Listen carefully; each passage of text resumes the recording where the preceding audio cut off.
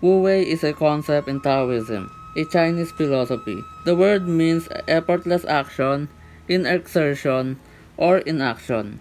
This idea states that we humans should go with the flow of nature or cosmos and not against it to achieve a harmonious life. Hey, but wait, Alfred. This is not a philosophy class. We come here for your review. Okay, I'm just sharing a fun fact. Hey Cubing Gang, Alfred here. Today we are going to be reviewing the WuWei M 3x3. Does it turn effortlessly? Is it worth it considering that there are many new great budget cubes in the market? We will answer these questions, but before that, here are my experiences and thoughts about the cube.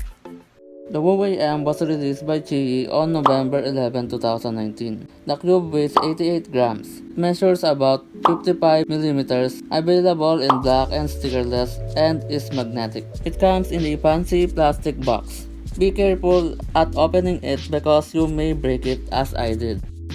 Some cool features of this cube in terms of its design were the conical springs and the sizable internal mechanism. According to some cubers, these were similar to the bulk. The WuWei M feels blocky, solid, and fast. Its blocky and crunched sound when you're turning it is so pleasing. Corner cutting isn't exceptional, it turns quickly, but the magnets help stabilize the cube. Since the corner cutting is not great, I had some slight catches and lockups, but its performance is overall good. In summary, the cube is good out of the box. Without setup, you can definitely get a sub 15 or faster.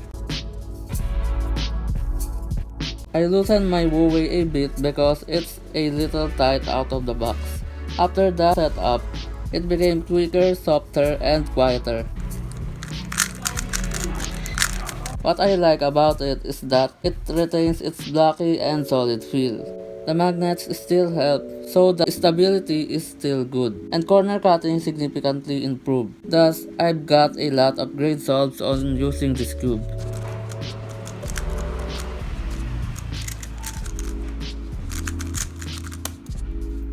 The WuWei M 3x3 is currently my main because I like everything about it, especially its feel. It has some issues but it doesn't really affect my solves. In my opinion, it somehow turns effortlessly because it is a bit heavier than my other cubes. Going back to my questions, the only question that I haven't answered yet was, is it worth it considering that there are new great budget cubes in the market? I think no, because many cubes are more preferred by cubers. For example, the RS3M 2020 is better in terms of corner cutting. Also, it is much cheaper. Aside from this, based on my experience, the Guhong B4 is also a great option.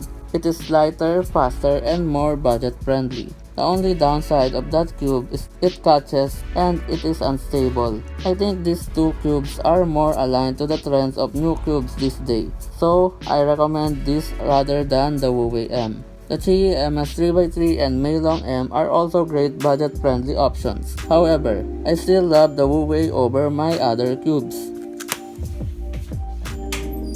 Alright guys, that is my review of the WuWei M 3x3.